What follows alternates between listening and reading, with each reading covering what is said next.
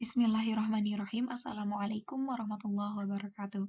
Perkenalkan, nama saya Alni Nuratul Ma'ruf dengan NPM 192151061. Video ini merupakan salah satu tugas mata kuliah dari Seminar Pendidikan Matematika yang diampu oleh Bapak Dedi Nurjamil, Dr. Andes Magister Pendidikan. Di video kali ini, saya akan sedikit menjelaskan mengenai hakikat kemampuan pemahaman konsep matematis dan kecerdasan logis matematis. Nah, yang pertama adalah pemahaman konsep matematis. Sebelum jauh ke materi pemahaman konsep matematis, tentunya kita harus mengenal terlebih dahulu apa itu pemahaman konsep matematis. Nah, pemahaman adalah kemampuan menerangkan atau menjelaskan sesuatu sehingga seseorang dapat mengungkapkan kembali dan mengaplikasikannya dengan benar. Kemudian konsep adalah suatu hal abstrak yang diperoleh dari berbagai fenomena dalam diri dan pikiran seseorang, sehingga dapat dikatakan bahwa pemahaman konsep matematis adalah kemampuan mengungkapkan kembali hal abstrak terkait dengan matematika yang diperoleh dari berbagai fenomena dan dapat diaplikasikan dengan benar. Nah, adapun definisi dari pemahaman konsep matematis menurut para ahli adalah sebagai berikut. Nah, yang pertama adalah menurut Gavin dan juga Simpson. Pemahaman konsep adalah kemampuan peserta didik untuk menjelaskan konsep, menggunakan konsep pada berbagai situasi yang berbeda, dan mengembangkan beberapa akibat dari adanya suatu konsep. Artinya, peserta didik bukan hanya dapat menjelaskan kembali konsep yang didapatkan dengan bahasanya sendiri, namun peserta didik dapat menerapkan konsep tersebut ke dalam persoalan yang lebih luas dan memahami akibat dari adanya konsep tersebut. Dengan kata lain, pemahaman konsep merupakan bagian penting yang harus dikuasai oleh peserta didik. Sebab, dengan memahami konsep, peserta didik mampu memahami materi-materi yang saling terkait sehingga dapat membangun sebuah pemahaman yang baru dan peserta didik juga akan lebih mudah dalam mengembangkan ide-ide yang mereka miliki. Nah, sejalan dengan pendapat Gavin dan juga Simpson, Astuti pada tahun 2018 juga berpendapat bahwa kemampuan pemahaman konsep matematis adalah kemampuan peserta didik untuk dapat menemukan, mengemukakan, mengartikan, menjelaskan kembali dalam arti lain, sampai kepada menyimpulkan suatu konsep berdasarkan pengetahuan yang dimilikinya. Maksudnya, selain dapat menjelaskan dalam arti lain, peserta didik harus bisa menyimpulkan suatu konsep dari pengetahuan-pengetahuan yang didapatkan sebelumnya, sehingga peserta didik dikatakan memiliki kemampuan pemahaman konsep matematis jika mereka dapat menemukan konsep, kemudian mengemukakan dengan bahasanya sendiri, sampai dapat menyimpulkan konsep yang didapatkan dari pengetahuannya tersebut.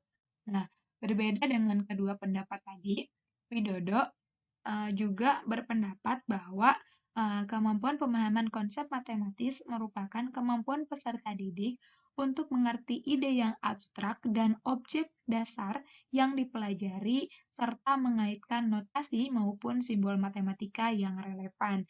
Selanjutnya akan dikombinasikan dengan suatu rangkaian penalaran logis.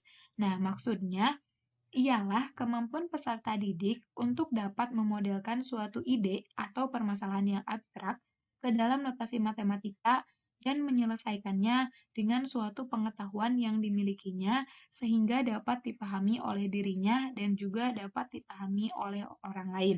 Dengan begitu, ketika mendapatkan suatu permasalahan, peserta didik dapat menuliskan model matematikanya dan menerapkan semua konsep yang ia dapatkan sebelumnya agar suatu permasalahan tersebut dapat diselesaikan. Nah, dari beberapa pendapat di atas, melalui analisis sintesis, maka dapat disimpulkan bahwa kemampuan pemahaman konsep matematis adalah kemampuan peserta didik untuk menjelaskan dan mengerti ide yang abstrak, kemudian dikaitkan dengan notasi atau simbol matematika yang relevan dan digunakan pada berbagai situasi yang berbeda hingga mampu menyimpulkan suatu konsep tersebut dengan rangkaian penalaran logis. Nah, dengan kata lain, peserta didik dituntut untuk bisa mengerti ide atau permasalahan yang abstrak dan dapat menjelaskannya agar ketika peserta didik mendapatkan suatu permasalahan dengan situasi yang berbeda, peserta didik mampu menyelesaikan permasalahan tersebut tanpa harus bergantung pada pengerjaan yang dilakukan oleh gurunya. Nah, berhasil tidaknya peserta didik dalam memahami suatu konsep dapat dipengaruhi oleh beberapa faktor. Adapun faktor-faktor yang dapat memengaruhi keberhasilan peserta didik dalam memahami konsep tersebut, menurut Ngalim Purwanto ada dua faktor. Itu yang pertama ada faktor individu. Faktor individu yaitu faktor yang ada dalam diri individu itu sendiri. Contohnya seperti motivasi, kemudian latihan, kecerdasan, pertumbuhan, dan juga faktor-faktor individu lainnya. Kemudian yang kedua adalah faktor sosial, yaitu faktor yang berasal dari luar individu tersebut, seperti keadaan lingkungan, guru dan cara mengajarnya, sarana dan prasarana yang digunakan, kesempatan yang tersedia, dan lain sebagainya. Nah, selain dua faktor yang disebutkan tadi, pemahaman konsep juga dapat dipengaruhi oleh usaha dari peserta didik itu sendiri. Nah, tidak adanya usaha yang dilakukan oleh peserta didik dalam menyelesaikan soal-soal yang diberikan oleh guru menyebabkan kurangnya pemahaman konsep terhadap materi yang dipelajari. Nah, untuk mengukur perubahan kemampuan dari pemahaman konsep matematis peserta didik, tentunya diperlukan sebuah indikator untuk dijadikan sebagai pedoman pengukuran. Nah, adapun indikator-indikator pemahaman konsep matematis yang bersumber dari Peraturan Dirjen Dikdasmen nomor 506 garis miring Kep garis miring PP garis miring 2004, yaitu yang pertama adalah menyatakan ulang sebuah konsep yang telah dipelajari, yaitu kemampuan peserta didik untuk mengungkapkan kembali materi yang telah disampaikan, baik secara lisan maupun secara tulisan. Kemudian yang kedua, yaitu mengklasifikasikan objek-objek berdasarkan dengan konsepnya, yaitu kemampuan peserta didik untuk mengelompokkan suatu objek berdasarkan sifat-sifatnya yang terdapat dalam materi. Kemudian yang ketiga ialah memberikan contoh dan bukan contoh dari sebuah konsep, yaitu kemampuan peserta didik untuk membedakan mana yang termasuk ke dalam contoh dan mana yang bukan termasuk contoh dari suatu materi tersebut. Kemudian yang keempat ialah menyajikan konsep dalam berbagai bentuk representasi matematis, yaitu kemampuan peserta didik untuk memaparkan atau mempresentasikan suatu konsep dan penyelesaiannya secara berurutan. Kemudian, indikator yang selanjutnya ialah mengembangkan syarat perlu atau syarat cukup dari suatu konsep, yaitu kemampuan peserta didik untuk mengkaji mana syarat perlu atau syarat cukup suatu konsep materi. Kemudian yang selanjutnya ada menggunakan dan memanfaatkan serta memilih prosedur atau operasi tertentu, yaitu kemampuan peserta didik untuk menyelesaikan soal dengan tepat sesuai dengan apa yang sudah mereka dapatkan sebelumnya. Dan indikator terakhir ialah mengaplikasikan konsep atau algoritma pada pemecahan masalah, yaitu kemampuan peserta didik untuk menggunakan konsep serta prosedur dalam menyelesaikan soal yang berkaitan dengan kehidupan sehari-hari. Nah, kemampuan pemahaman konsep matematis tersebut dapat diukur menggunakan indikator-indikator yang sudah dijelaskan di atas.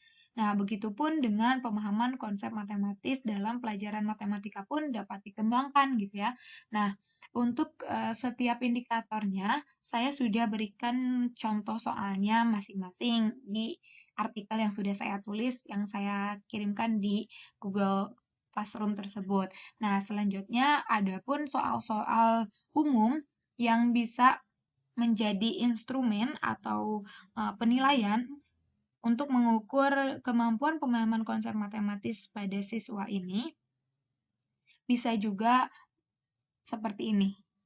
Nah, soal-soal ini bukan hanya mengukur satu indikator saja, tapi beberapa indikator seperti misalkan pada nomor satu ini atau yang terakhir ini yang perhatikan permasalahan berikut yang Budi. Nah, permasalahan Budi ini sebenarnya sudah mencakup ketiga indikator, yaitu menyatakan ulang sebuah konsep, kemudian menyajikan konsep dalam berbagai representasi matematis, juga bisa mengaplikasikan konsep atau algoritma pemecahan masalah. Seperti itu ya.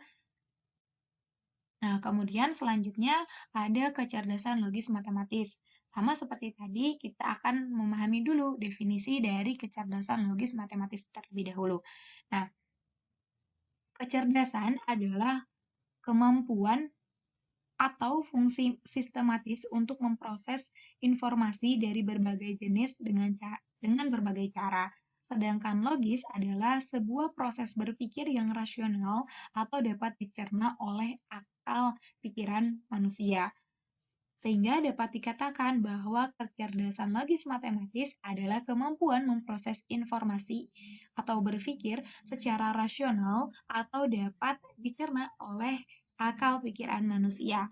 Nah, sedangkan definisi atau pengertian dari kecerdasan logis matematis menurut para ahli adalah sebagai berikut. Nah, yang pertama adalah menurut Winata Putra dan kawan-kawan. Nah, menurut Winata, kecerdasan logis matematis adalah kemampuan dalam berpikir atau menghitung. Kemampuan berpikir di sini bukan hanya kemampuan berpikir matematis, tetapi seperti kemampuan berpikir logis, berpikir kreatif, kemudian berpikir kritis, dan juga berpikir analisis. Nah, karena kecerdasan logis matematika ini mencakup tiga bidang yang saling berkaitan, yaitu seperti ilmu pengetahuan atau sains, matematika, dan juga logika. Nah, itulah sebabnya kecerdasan logis matematis ini tidak hanya berhubungan dengan angka saja, tetapi juga dengan huruf. Sehingga peserta didik dengan kecerdasan logis matematis ini memiliki pemahaman mengenai pola angka dan susunannya. Kemudian mereka juga senang bekerja dengan angka. Kemudian mereka mampu memainkan bahasa yang melibatkan konsep berpikir sebab akibat maupun pola-pola logika lainnya. Nah, kemudian ada pengertian kecerdasan logis matematis menurut Nasrullah, yaitu kemampuan dalam berhitung, berpikir logis, dan sistematis. Artinya, peserta didik yang memiliki kecerdasan logis matematis ini akan cenderung suka berhitung, kemudian cara berpikirnya runtut, masuk akal, dan juga berdasarkan fakta-fakta. Nah, setiap peserta didik tentunya memiliki kecerdasan logis matematis.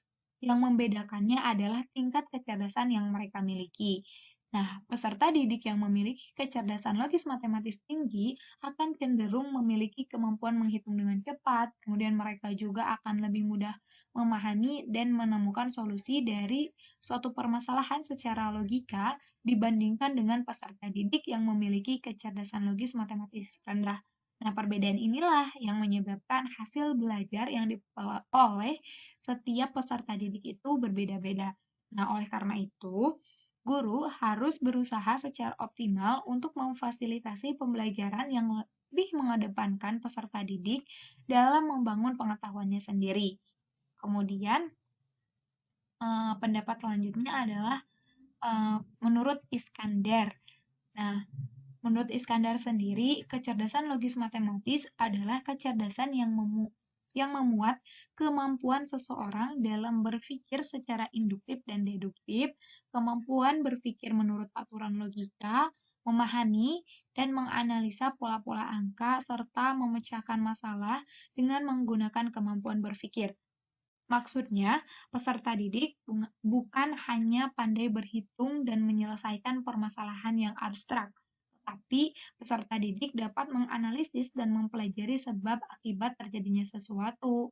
Peserta didik juga akan senang berpikir secara konseptual, seperti menyusun hipotesis, mengadakan kategorisasi, dan juga klasifikasi terhadap apa yang dihadapinya. Nah, apabila peserta didik ini kurang memahami, maka peserta didik tersebut akan cenderung berusaha untuk bertanya dan juga mencari jawaban atas hal yang kurang dipahaminya tersebut, gitu ya. Nah, dari beberapa pendapat tersebut, melalui analisis sintesis, maka dapat disimpulkan bahwa kecerdasan logis matematis adalah kemampuan seseorang dalam menganalisa pola-pola angka atau menghitung dan memecahkan masalah dengan menggunakan kemampuan berpikir secara deduktif dan induktif disertai argumentasi yang logis. Artinya, peserta didik yang memiliki kecerdasan logis matematis ini dicirikan sebagai seseorang dengan pemikiran kritis. Mereka menganalisis pola serta keterkaitan suatu data atau angka untuk didapatkan sebuah kesimpulan disertai dengan penjelasan yang logis sehingga permasalahannya dapat diselesaikan.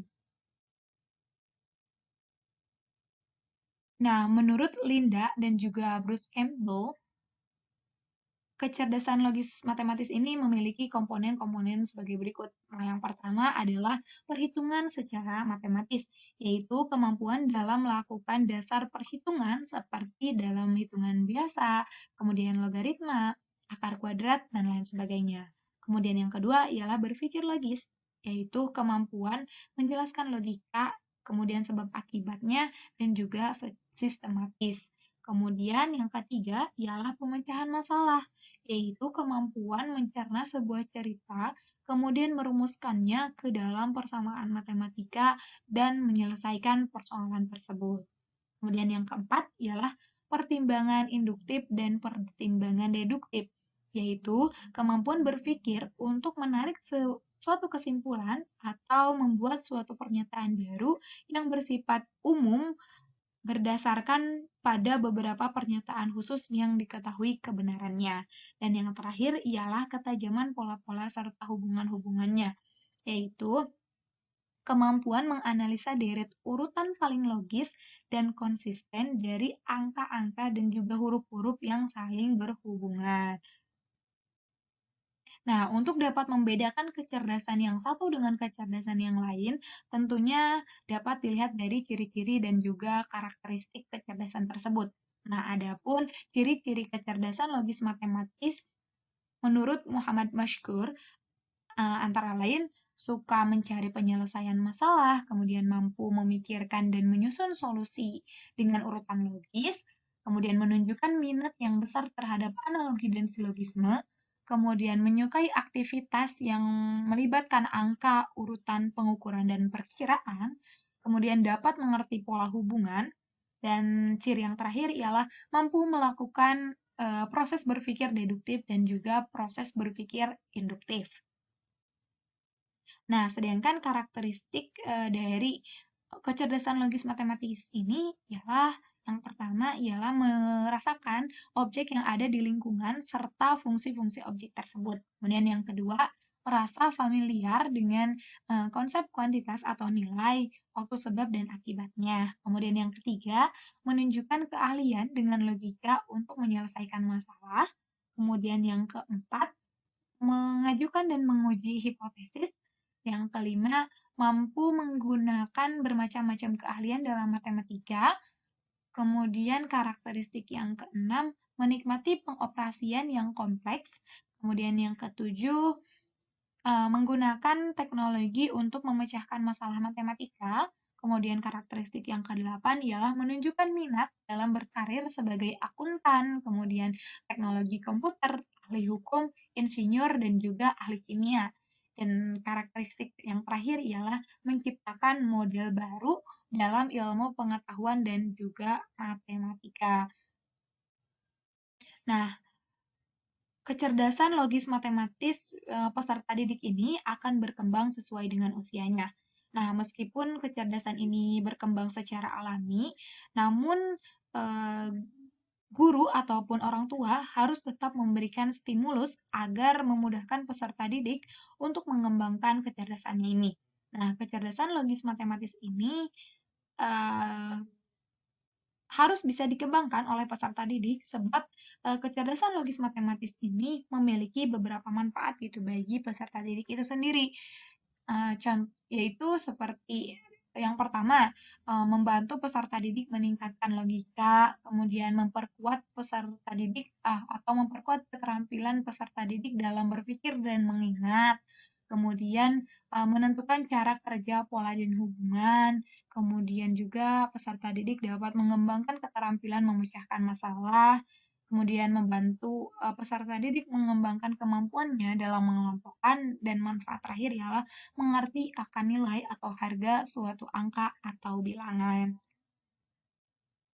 Nah, seperti yang tadi, bahwa kecerdasan logis matematis ini bisa dikembangkan gitu ya. Nah, adapun hal-hal yang dapat diciptakan dalam pembelajaran gitu ataupun dalam kehidupan sehari-hari untuk bisa mengembangkan kecerdasan logis matematis menurut Hamzah Beuno ini antara lain yang pertama menceritakan masalah yang dihadapi sehari-hari.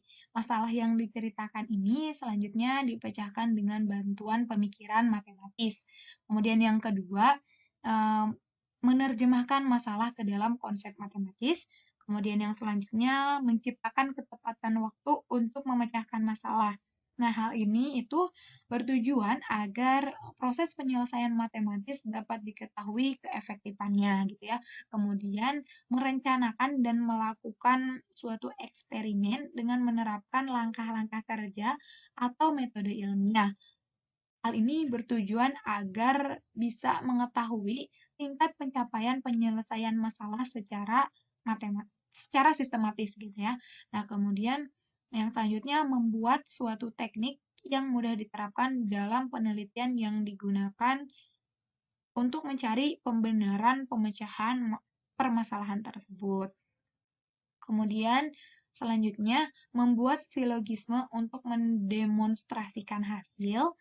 Kemudian setelah itu membuat analogi untuk menjelaskannya, kemudian juga menggunakan keterampilan dalam berpikir, kemudian juga merancang suatu pola, kode, atau simbol untuk berpikir suatu, dan hal terakhir yang bisa dilakukan ialah mengkategorikan fakta-fakta yang dipelajari.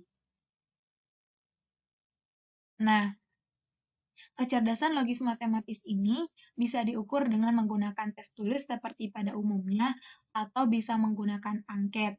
Nah, adapun contoh angket yang bisa digunakan untuk mengukur kecerdasan logis matematis ini adalah sebagai berikut. Nah, ini contoh instrumen angket gitu ya, teman-teman. Ada 20 pertanyaan. Nah, seperti ini. Adapun tadi disebutkan gitu ya bahwa tes kecerdasan logis matematis ini juga bisa merupakan tes tulis gitu. Mengapa? Karena kita lihat lagi ke belakang bahwa definisi dari kecerdasan logis matematis ini ialah kemampuan yang berkaitan dengan logika, juga angka-angka dan juga huruf-huruf gitu ya. Sehingga bisa dilakukan melalui tes gitu, di mana tesnya ini adalah bisa seperti ini. Nah, di mana nomor satu ini merupakan tes kemampuan konsep aljabar gitu ya. Kemudian juga kemudian yang kedua ini mengenai logika gitu ya. Kemudian yang ketiga ini mengenai deret atau pola, namun bukan bilangan, namun huruf gitu ya. Kemudian juga ada soal-soal seperti ini juga. Nah, yang nomor 4 ini ada pola bilangan gitu. Namun pola bilangannya itu dalam suatu bentuk gitu, suatu bagan gitu, tidak seperti nomor 5 gitu, di mana nomor 5 ini merupakan kemampuan numerik gitu, yang mana ini akan diukur kemampuan siswa untuk menghitung matematikanya gitu ya. Nah, mungkin itu yang bisa saya sampaikan. Kurang lebihnya saya mohon maaf. Billahi taufiq wal hidayah. Wassalamualaikum warahmatullahi wabarakatuh.